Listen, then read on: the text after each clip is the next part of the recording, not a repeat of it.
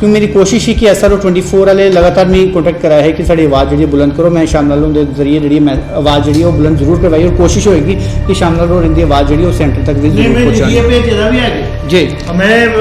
SRO 24 ਦਾ ਤੇ 202 ਦਾ ਜਿਹੜਾ ਹਾਨਰੇਬਲ lieutenant governor ਸਾਹਿਬ की मैं मिलिया भी है ਇਹਦੇ ਕੋਲ ਪਹਿਲਾਂ और मैं बुलेट पॉइंट 12 पॉइंट लिखिए भेजे है ਉਹਦੇ ਵਿੱਚ SRO ਵਾਲੇ ਦਾ ਵੀ ਆਹ 202 ਦਾ ਵੀ ਆਹ JNK ਬੈਂਕ ਦਾ ਵੀ ਆਹ SRO 24 वाले जो साढ़े मैडिकल बेचारे इंप्लॉयज़ ने वो कठुआ बैठे रहे, डोडा बैठे रहे, रजौरी बैठे रहे, तो देना दूर उल्टा को जी चलाई ही उन्हें 6 साल तक कमिटमेंट देता है कि तुम्हें 7 साल बाद रिन्यू किया जाएगा 6 साल तक। ये तो पहले साल ही कटी मारे उन्हें। ये बड़ा प्री मच्योर और बहुत ही इमच्योर जिहा फैसला मी लगता है। जिहड़ी गल तुसें आखी इयां गै दूआ भी जुड़े दा है जिहड़े JNK बैंक च बच्चे क्वालीफाई कीते दा वो लिस्ट की जरा स्क्रैप किया वो भी कोई तुक नहीं बनती। तो ये कुछ मनमानियां जी है वो सरकार करा दी है कुदै ना कुदै ये चीज़ां डायरैक्टली इनडायरैक्टली दोबारा जम्मू गीट करा दियां कि असें ये उम्मीद करछे कि घर बैठे जो बंदा उसी ये सोचे कि यहाँ पे साढ़े बिजली के बिल जोड़े 4 महीने के जो माफ़ हो जाएंगे या फिर उनके जो खर्चे भाड़े वो माफ़ हो जाएंगे। कई ऐसी दुकाना जी 10,000 15,000 किराया देना उन्होंने कुत्थों देना मुड़े अगे किराया देना वो तो उनकी लाइबिलिटी है, लेकिन जो पिछे उन्होंने आप किराए देने वो माफ़ हो जाएंगे। साडा आटो ड्राइवर भरा साडा मैटाडोर भरा चलाने वाला ड्राइवर है, कंडक्टर है, स्कूल वैन चलाने वाले ये एक ऐसा तबका है जो जदों दा पैसेंजर रोड बंद होएगा अदों दे प्रभावित हुआ इनके असें कुछ ने आवाज़ नहीं चुकी। नहीं ये बिल्कुल तुस आखा दे और पार्टी ने इसी सीरियसली जड़ा है ये ऊपर विचार करा दी है। कन्फ्यूजन ये है कि बीजेपी इस वक्त सत्तागत नहीं है विपक्ष करने लोग ये समझ नहीं आ रहा क्योंकि जिसले कुछ ऐसे अदालत में डोमिसाइल का इशू होया बीजेपी ने फुल इंजॉय किया कि देखो जी ऐसे क्राइम मरिया हूँ जिसले इो गल् आदियाँ उसले बीजेपी इं हाथ खड़े कर लेती है कि ऐसे सरकार च नहीं है तो पब्लिक कन्फ्यूज।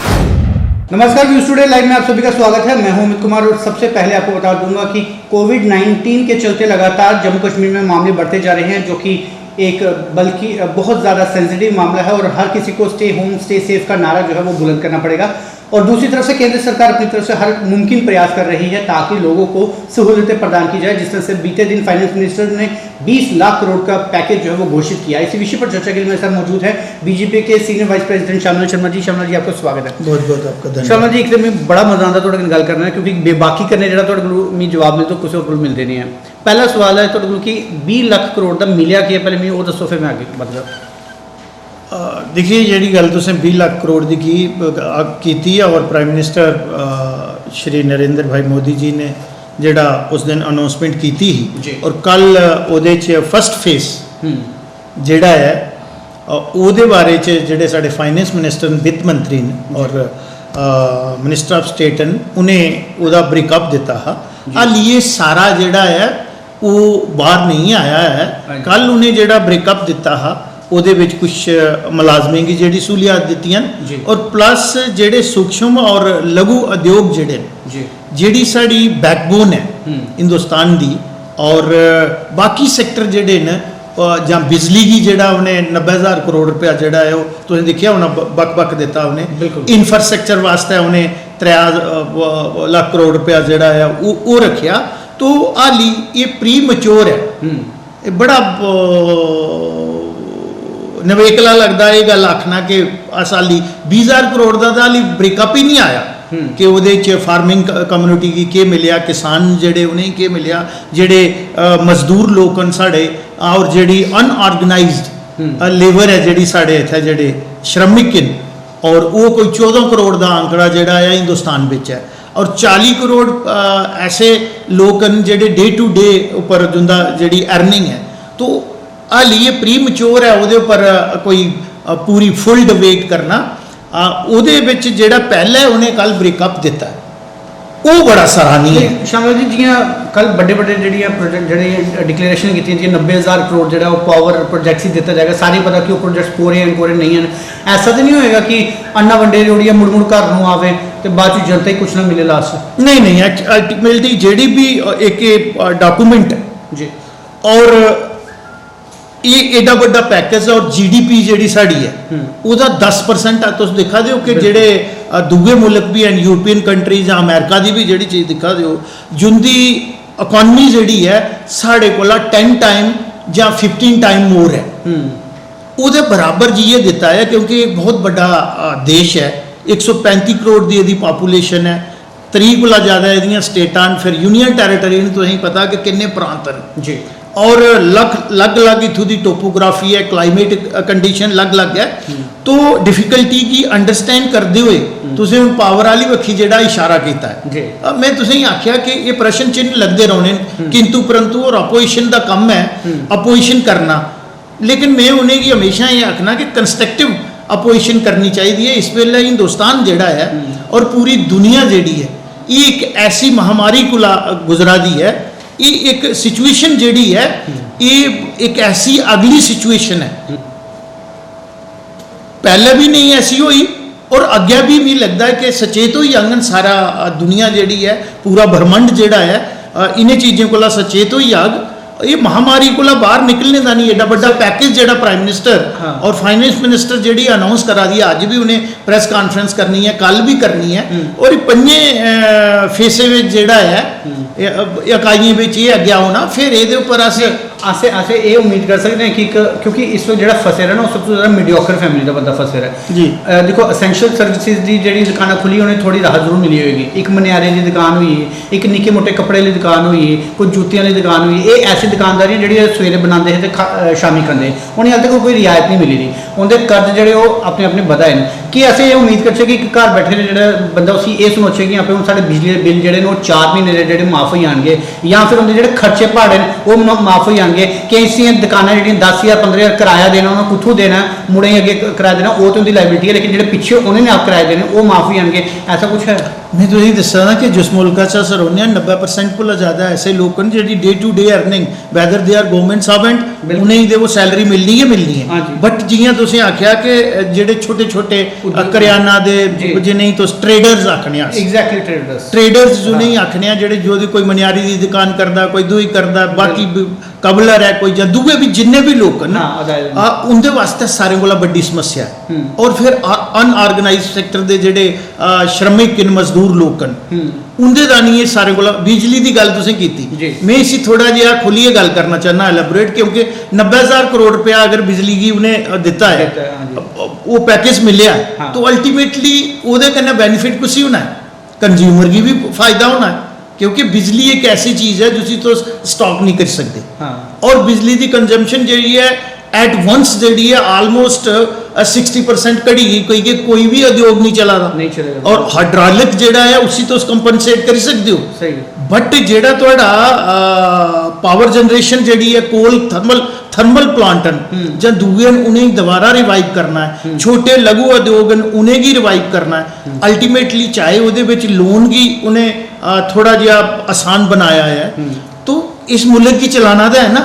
और तुसें दिखिया होना सारे को बड़ी गल उन्हें डेवलपमेंट का जो इंफ्रास्ट्रक्चर है उस नहीं 3,00,000 करोड़ रुपया रखा ना बिल्कुल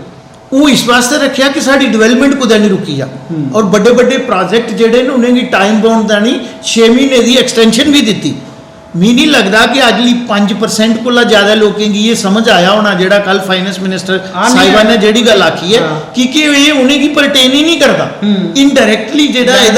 इनडायरेक्टली जेड़ा बेनीफिट है वो लास्ट शोर तक जाना है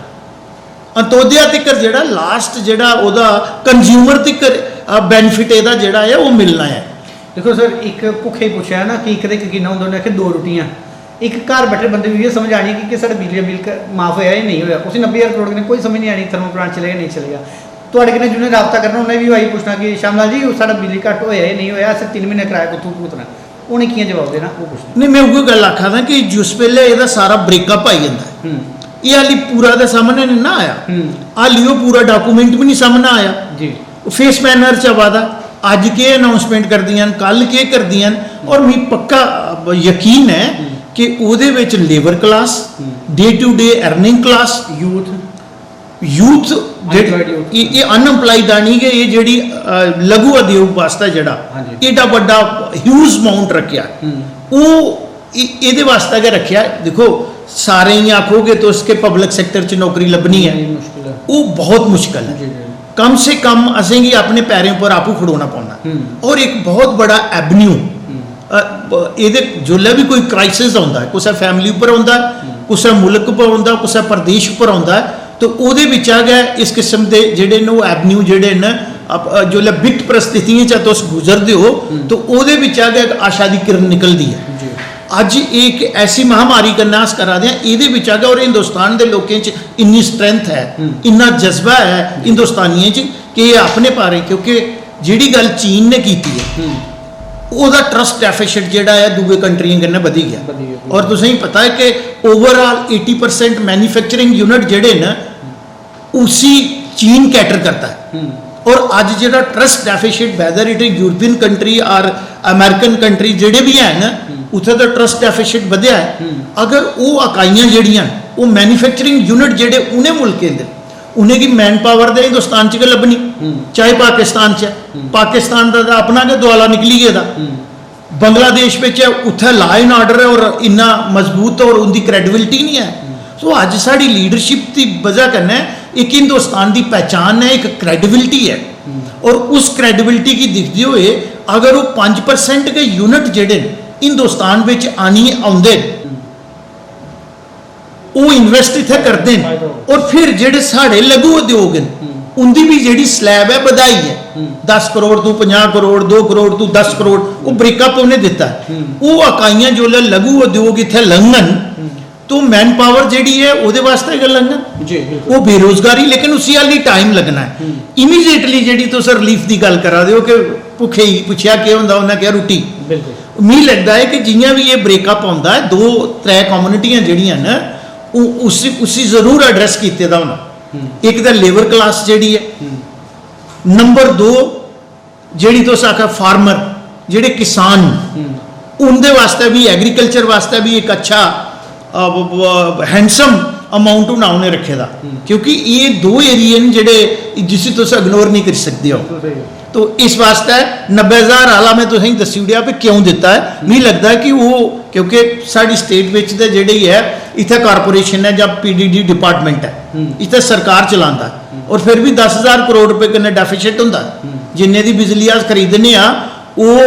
ओदी 1/4 के जेड़ा असीं रेवन्यू रिसीड हुंदा, बाकी जेड़ा वो सरकार की घाटा पाउंदा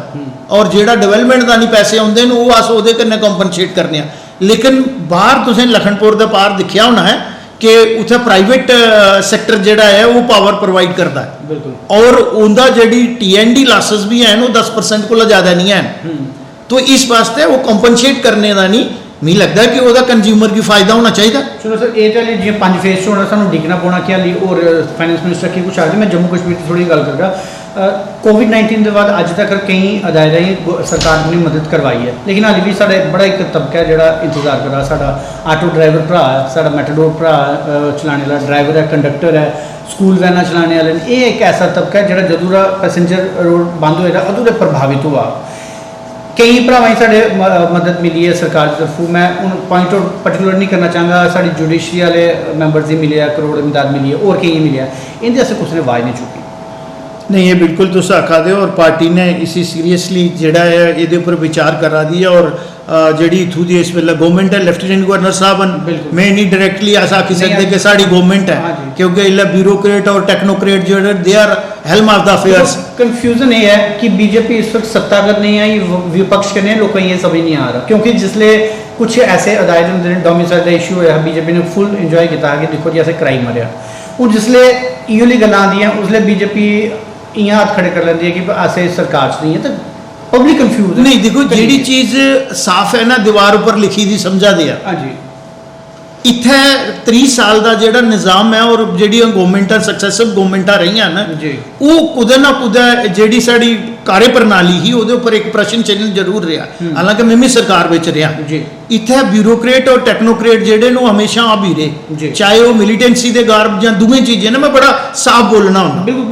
और अज तो तुझे पता कि गवर्नर साहब की हुकूमत है और अस आखिए कि साड़ी सरकार है। हाँ साड़ी सरकार दिल्ली च है, इनडायरेक्टली साड़ी अप्रोच है ना पहले असें दिल्ली करनी है लेकिन इथू का डिलीवरी सिस्टम जेड़ा है वो रिस्पांसिबिलिटी जेड़ी है इथू की सरकार दी है। और जरूरी नहीं है कि वो सारियां गल्लां असें भी तो उनके कोल रिक्वेस्ट लिए जाना। We are not in position to dictate the term to the government. बिल्कुल ये सैक्शन सी प्रायोरिटी मिलेगी। ये ਜਿਹੜੀਆਂ ਤੁਸੀਂ मैं ਤੁਸੀਂ ਆਖਿਆ डे टू डे अर्निंग ਚ ਸਾਰੇ ਆਈ ਜਾਂਦੇ ਵੈਦਰ ਉਹ ਛੋਟਾ ਕਰਿਆਨੇ ਵਾਲਾ ਮਨਿਆਰੀ ਵਾਲਾ ਜਬਰੇੜੀ ਵਾਲਾ ਫੜੀ ਵਾਲਾ ਆਟੋ ਡਰਾਈਵਰ ਜਾਂ ਟੈਕਸੀ ਡਰਾਈਵਰ ਹੈ ਜਾਂ ਦੂਗੇ ਲੋਕਾਂ ਵੈਨ ਚਲਾਣੇ ਵਾਲੇ जिन्ने भी ट्रांसपोर्टर भी जियां भी हैं हाँ। और प्राइम मिनिस्टर साहब ने भी गल आखी कि उन्हें वेजेस भी देनी अगर उन्हें वेजेस देनी तो फिर कम से कम मुझे लगता है कि सारे की कंपनसेट करना पड़ना। ठीक है। एक सर आई जाता है प्रधानमंत्री ने आख्या कि एक पैंडमिक चलाई है, ये कुछ बात नहीं करना, तुम लोगों की तनख्वाह दो। SR 24 वाले जो साढ़े मैडिकल बेचारे इंपलॉयज़ ने वो कठुआ बैठे रहे, डोडा बैठे रहे, रजौरी बैठे रहे, तो देना दूर उल्टा को जी चलाई ही उन्हें 6 साल तक कमिटमेंट दिता है कि तुम्हें 7 साल बाद रिन्यू किया जाएगा 6 साल तक। ये तो पहले साल ही कटी मारे उन्हें। मैं तुम्हें ये गल दसा दा ना फर्क होंदा इलैक्टेड गवर्नमेंट जिहड़ी है वो लोगों की चुनी हुई सरकार होंदी है, जिहड़ा नुमाइंदा होंदा ही is directly accountable to the people. लोगों की उन्हें मुड़िए भी जाना होंदा नहीं, वो आपू जाग वो पार्टी ने जाना होंदा। हाँ बिल्कुल। ये खूबसूरती हिंदुस्तान की डेमोक्रेसी जिन्हें कॉन्स्टिट्यूशन बनाया एक सैट फ्रेमवर्क च काम करते नहीं। एग्जैक्टिव की रखिया वो कन्नै ब्यूरोक्रेट रखे, टेक्नोक्रेट रखे, जुडिशरी रखी, बाकी चीज़ां रखियां जी। तो इत्थे हुण मिगी दसो कि उधरों अस एक ऐसी वैश्विक महामारी कन्नै जूझा दे और जेड़े लोग तुसें लाए दे हे चाहे वो स्टॉप गैप अरेंजमेंट पर लाए दे हे जां कियां लाए दे हे, बट इस वेले कोई तुक नहीं बनती बिल्कुल, क्योंकि इस वेले अस एक्स्ट्रा ऑनरी सिचुएशन जिहड़ी है उसी हैंडल करा दें। और मैं 4 साल हेल्थ मिनिस्टर भी रहा जेडे साढ़े बेसिक पैरामीटर्स ने थे वो बैटर न, लेकिन मैन पावर की डेफिसिट है हेल्थ मैडिकल एजुकेशन। एक बैड 8 बैड उपर एक नर्स होनी चाहिए, इतने 40 उपर एक नहीं है। तो मी नहीं लगता इं भी गवर्नमेंट ऑफ इंडिया के जी है वो अमालूमेंट जी तनख्वाह शनखान वो गवर्नमेंट ऑफ इंडिया के दी अपने रेवन्यू रिसीट करना नहीं इतने देंगे।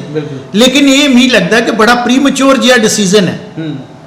मैं इसी कोई अच्छा डिसीजन नहीं समझता इला असें और वो लोग सिस्टम च इन्ने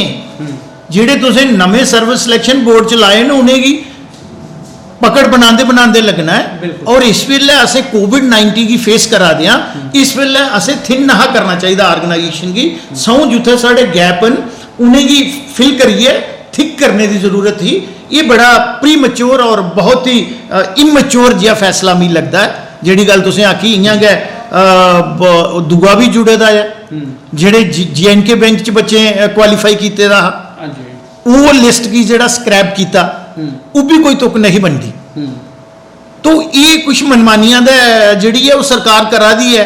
चाहे उनदे च कोआर्डिनेशन की कमी है या कम्युनिकेशन गैप है या डेलीवरेट अटैम्प्ट है, कुछ लोग शरारतां करा देन क्योंकि सैक्टरेट दे विच तुसें पता कि बहुसंख्यक कुल लोग न। मैं कुछ जाति की गल नहीं करा दा, मैं खिते की गल पहले भी करना अज भी करनी, ये कोल आगे भी करते रहना। तो ये डेलीवरेट अटैम्प्ट भी हो सकती है। मैं तुहाडे माध्यम कन्नै माननीय लेफ्टिनेंट गवर्नर साहब की सचेत करना चाहना कि इन्हें चीजें की चेक एंड बैलेंस लाने की जरूरत है। कुदे ना कुदे ये चीज़ां डायरैक्टली इनडायरैक्टली दोबारा जम्मू की हिट करा दियां। बिल्कुल सर। और इस में कंटिन्यू करके जी साढ़े को खबर है कि यहाँ पे इस वक्त एडमिनिस्ट्रेशन में भी 3 अलग अलग लॉबियां बनी रही हैं जिस वजह एडमिनिस्ट्रेटिव पॉइंट पर भी काम जो सही तरीके नहीं हुआ। तो सैक्रेट की गल की तुम सैक्रेट देखो इस वक्त जियां पूरे देश पर महामारी फैली और जो देश की प्रधानमंत्री वो हर एक स्टेट ही मदद कराए, यूनिट टेरेटरी मदद कराए। साडा भी फर्ज बनता कि अस अपने खर्चे भाड़े उन्हें घट करचे। एक प्रक्रिया जी सैक्रेट 6 महीने श्रीनगर भेजनी, 6 महीने इतने भेजनी, लेकिन 500 तो 600 करोड़ साल का खर्च होंगे। साडू फर्ज नहीं बनता कि उस 500-600 करोड़ ही घट कर सकते हैं। जिसले डिजिटल इंडिया का माध्यम है अस वीडियो कॉन्फ्रेंसिंग के जरिए काम कर सकते हैं। इतने बिल्डिंग बनी रही है, उत्थे बिल्डिंग बनी रही है, उत्थे इंप्लॉय उत्थे रहन, इतने इंप्लॉय इतने रहन। जियां कि हाल ही इस वक्त ट्रांसफर होना लेकिन ट्रांसफर नहीं होया, उन्होंने आखिया कि पैंडमिक की वजह से काम करो। जे अगर वो महीना 1.5 महीने और काम हो सकता फिर 6 महीने और काम करने देखिए प्रॉब्लम। देखिए कुछ फैसले जेडे लैने होना चाहिए, बट इस वेले जेड़ा एप्रोप्रिएट टाइम नहीं है। मैं कोई कन्फ्लिक्ट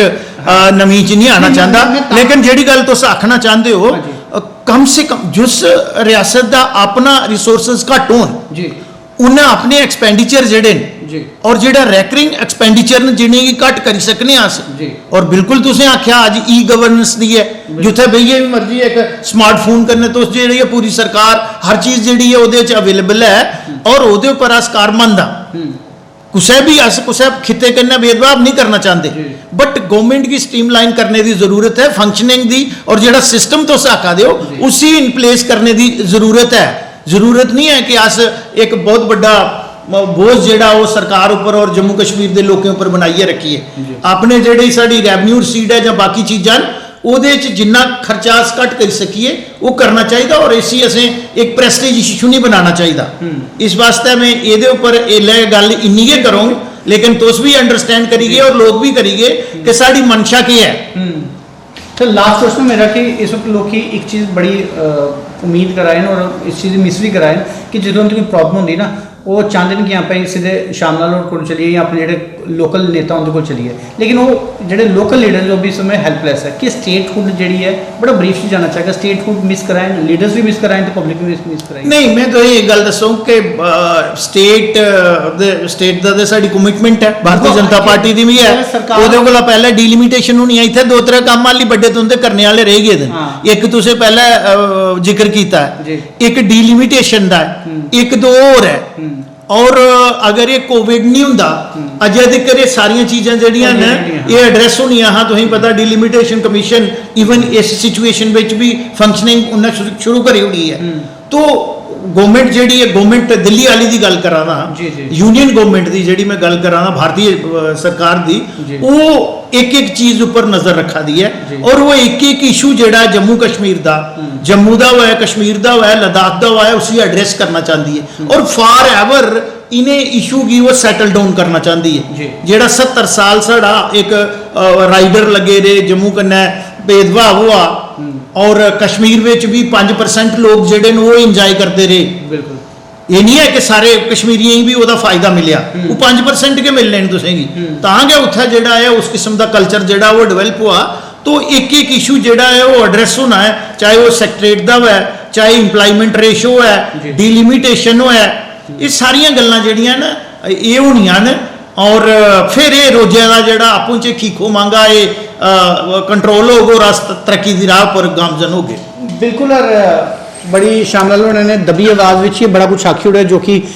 टाइम दे करे डायरेक्टली आख्या भी नहीं जा सकता, लेकिन ताई भी मज़ा बड़ा आता गल करने। और मैं अपना व्यक्तिगत तौर पर मनना होना कि देश विच प्रधानमंत्री नरेंद्र मोदी व जम्मू कश्मीर से शामला लोगों ने उम्र की वजह ने अपने रंग जोड़े बाल है वो चिट्टे नहीं किए, उनके तजुर्बे कन्नै जो चिट्टे हुए हैं। तो शामला जी तुम मेरे जुड़े बहुत बहुत धन्यवाद। बहुत बहुत धन्यवाद जी। तो फिलहाल मैं यूँ कोशिश करूँगा कि थोड़ी आवाज़ें जी वो अगे तो अगे पहुँचावा, क्योंकि मेरी कोशिश ही कि SRO 24 वाले लगातार मैं कॉन्टैक्ट कराया है कि साड़ी आवाज़ जी बुलंद करो। मैं शामला के जरिए जी मैं आवाज़ जी वो बुलंद जरूर करवाई, और कोशिश होगी कि शामला रोड इनकी आवाज़ जी वो सेंटर तक भी जरूर पहुँचाई। जी मैं SRO 24 का 2002 का जोड़ा हानरेबल लेफ्टिनेंट गवर्नर साहब की मैं मिलिया भी है ये को पहले, और मैं बुलेट पॉइंट 12 पॉइंट लिखिए भेजे है, वो SRO वाले का भी आह 202 का भी आह JNK बैंक का भी आह, और डेली रेटेड जोड़ा 1 लाख साड़ा worker CP worker RTI trained ITI trained crash programme वाले वो सारे इशू जोड़े ने मैं हानरेबल लेफ्टिनेंट गवर्नर साहब की लिखिए भी भेजे थे। चलो थोड़ा लामा मैं पूरा कराई उड़े, और भी जो लामे वो भी कोशिश करके पूरी करा के, मगर फिलहाल मी यानी अमित कुमार तो पिंकल मैरिज